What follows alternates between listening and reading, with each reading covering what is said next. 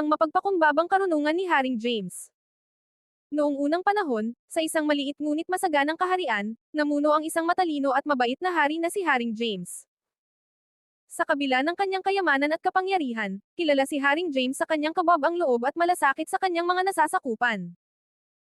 Isang araw, may isang mahirap na magsasaka na lumapit sa tarangkahan ng palasyo, desperado at humihingi ng tulong. Ang kanyang mga pananim ay nasira dahil sa matinding tagtuyot, at ang kanyang pamilya ay nagugutom. Nang papalayasin na siya ng mga bantay, narinig ni Haring James ang kaguluhan at inimbitahan ang magsasaka sa loob.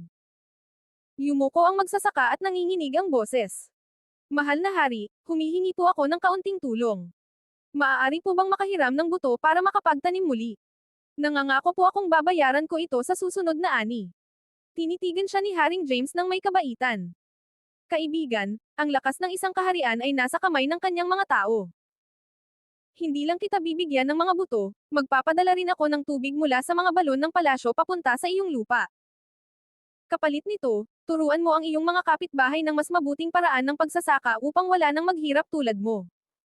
Labis na napuno ng pasasalamat ang magsasaka at ginawa ang utos ng hari. Sa paglipas ng panahon, lalong umunlad ang kaharian, dahil sa pagtutulungan ng mga tao at pagbabahagi na ng kaalaman. Minahal si Haring James hindi dahil sa kanyang korona, kundi dahil sa kanyang busilak na puso. Kaya't habang buhay siyang naalala bilang hari na namuno hindi sa kapangyarihan, kundi sa karunungan at malasakit. Wakas.